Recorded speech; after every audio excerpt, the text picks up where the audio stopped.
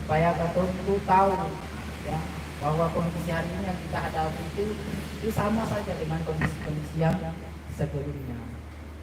Sama saja sih yang beda jauh.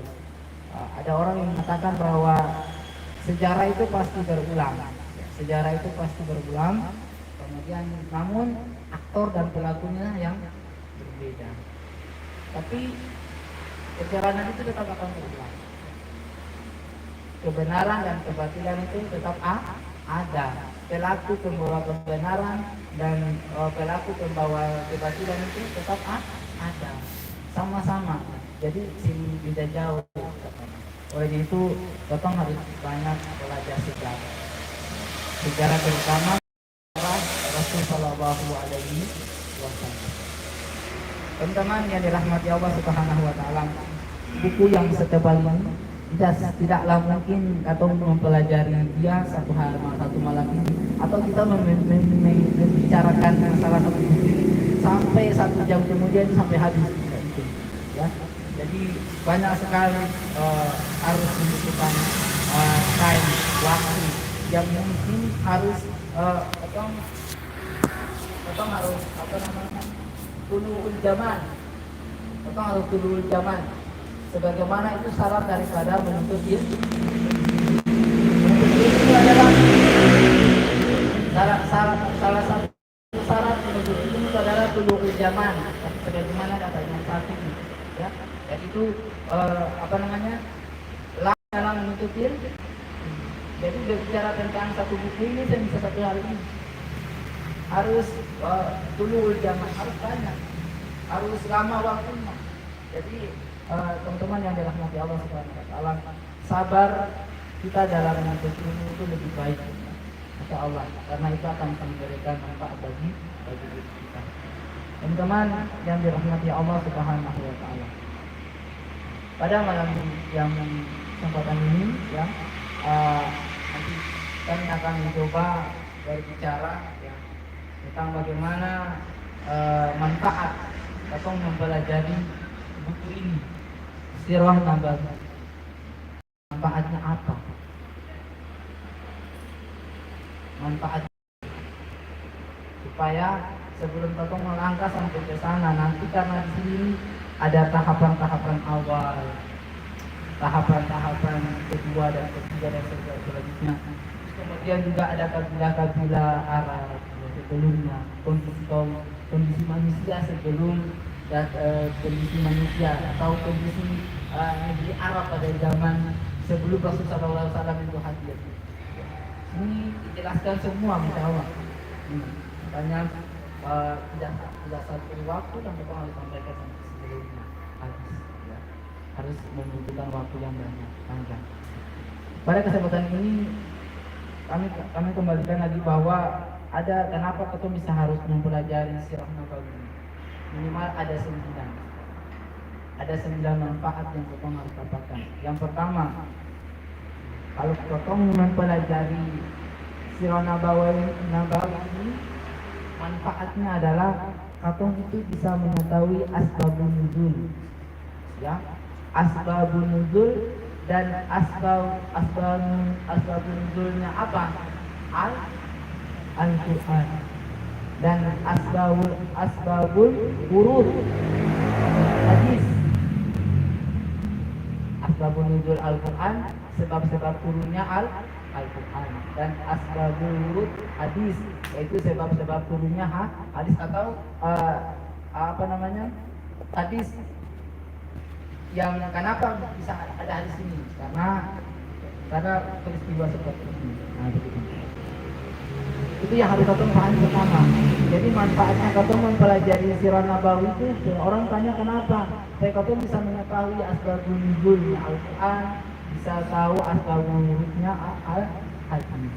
Karena di sana akan dijelaskan tentang sejarah sebab turunnya Al-Quran. Untuk tahu turunnya Al-Quran di mana saja? Di beberapa periode di Makkah dan sehingga dinamakan Makkiyah dan Madaniyah. Ada ayat-ayat yang turun di Makkah dan ada ayat-ayat turun di Madinah. Nah, Ini nanti dijelaskan apa-apa saja, penyebabnya bagaimana, peristiwa apa saja yang terjadi. Nah ini tentunya kita mempelajari sirah Nabawi. Teman-teman yang dirahmati Allah Subhanahu wa taala, itu yang pertama. Yang kedua,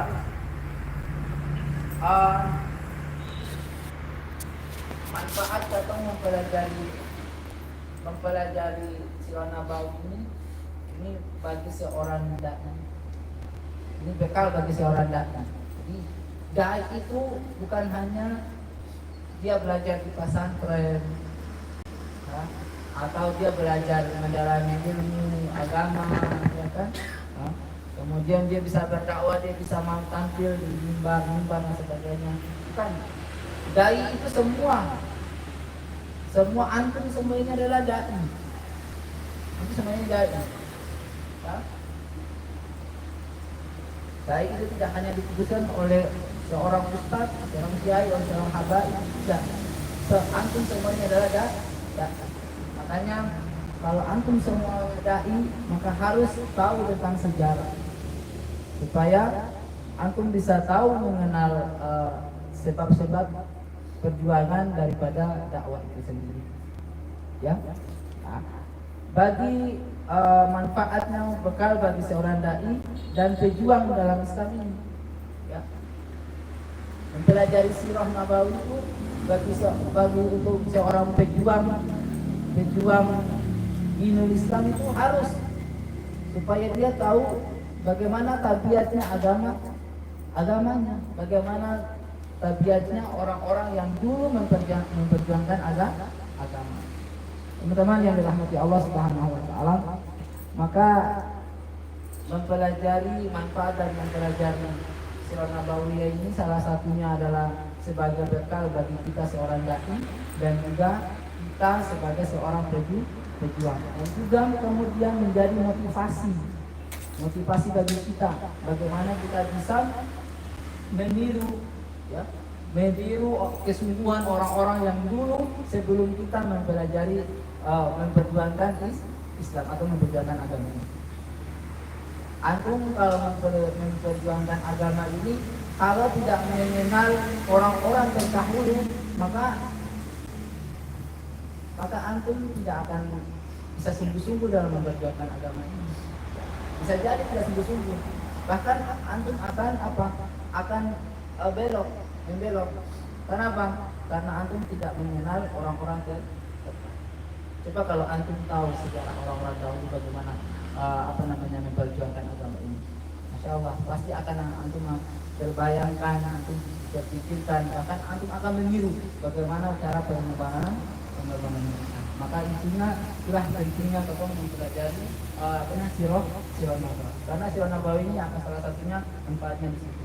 Yang ketiga, kenapa kita harus mempelajari sirah Nabawi? Manfaatnya adalah bahwa mempelajari sirah Nabawi SAW khususnya kepada Rasulullah SAW itu merupakan mukjizat yang dimana mukjizat ini yang menurut Ibnu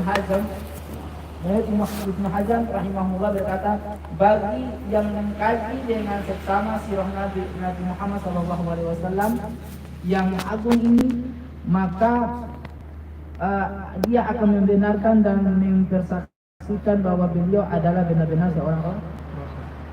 Jadi kalau kata mau menurut Ibnu Hazm, kalau kata mau ingin mempersaksikan bahwa beliau adalah seorang Rasul, maka pelajarilah sirah Nabawi. Ini menurut Ibnu Hazm rahimahullah. Ibnu Hazm. Dan beliau berkata bahwa kalau seandainya beliau tidak memiliki mukjizat selain sirahnya, maka itu sudah cukup. Kalau seandainya tidak ada sirah bagi beliau, maka itu sebenarnya dia sudah cukup.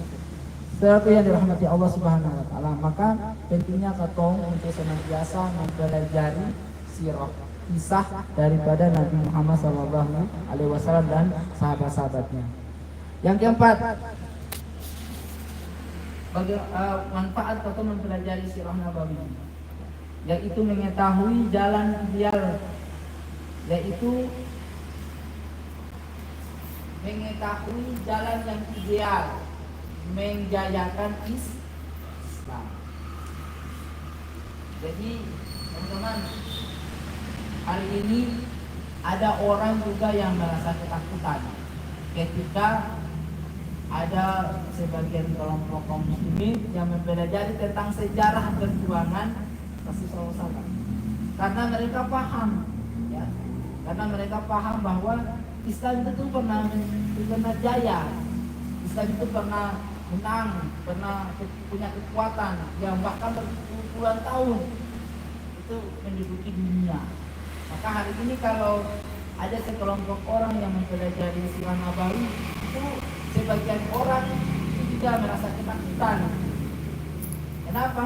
Karena dia akan takut bagaimana mereka ini akan meniru daripada perjuangan orang-orang terdahulu.